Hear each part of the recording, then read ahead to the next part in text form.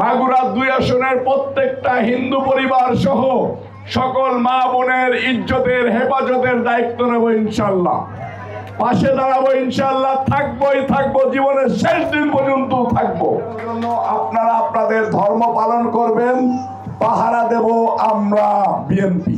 এই যে বৌদি সংখ্যালঘু না, আপনি সংখ্যালঘু, আপনি না, আপনি সংখ্যালঘু, আপনি সংখ্যালঘু।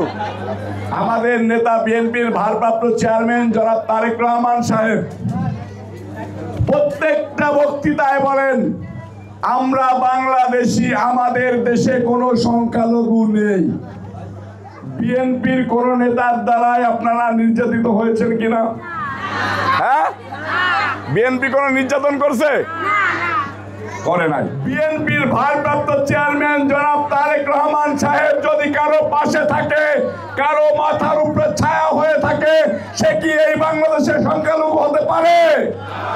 এই সরকারের দুর্বলতার কারণে সমাজে বিশৃঙ্খলা, খুন খারাপি, ছিনতাই, রাহাজানি, ধর্ষণ, চাঁদাবাজি বেড়েই চলেছে। তখন বিএনপির ভারপ্রাপ্ত চেয়ারম্যান জনাব তারেক রহমান সাহেব মনে করলেন, এই বাংলাদেশে এখন একটা উৎসব চলতেছে হিন্দু সম্প্রদায়ের, সেখানে তালকড়িতে দুইটা গ্রাম মিলে একটা পূজার উৎসব হচ্ছে, সেখানে হাজার হাজার লোকের সমাগম হবে। সেখানে যদি কোনো দুষ্কৃতিকারী বিশৃঙ্খলা সৃষ্টি করে, তাহলে সমাজের জন্য খারাপ না?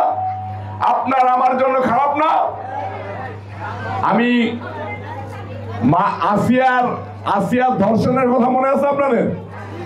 আসিয়া ধর্ষণের কথা মনে আছে?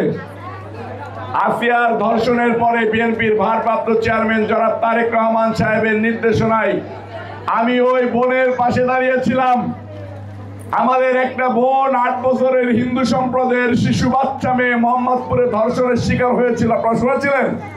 তার পাশে কে দাঁড়িয়েছিল জানেন? তারেক রহমান সাহেবের নির্দেশনায় 4 চিকিৎসাও আমি করিয়েছিলাম। আমি তখন বলেছিলাম, মাগুরা 2 আসনের প্রত্যেকটা হিন্দু পরিবার সহ সকল মা বোনের ইজ্জতের হেফাজতের দায়িত্ব নেব ইনশাআল্লাহ। পাশে দাঁড়াবো ইনশাআল্লাহ, থাকবো, জীবনের শেষ দিন পর্যন্ত থাকবো। আজকে যদি একটা বিশৃঙ্খলা হয় এই পূজা মণ্ডপে, তাহলে তো পূজাটা ঠিক মতো হবে না। সেটার জন্য আপনারা আপনাদের ধর্ম পালন করবেন, পাহারা দেব আমরা বিএনপি। এটা আপনারা সব সময় মনে রাখবেন, দোয়া করবেন, যে কোনো বিপদে আপদে যেন আপনাদের পাশে থাকতে পারি, আপনাদের খাদেম হয়ে আমি রবিউল ইসলাম নয়ন জীবনের শেষ দিন পর্যন্ত থাকতে পারি, সেই দোয়া করবেন।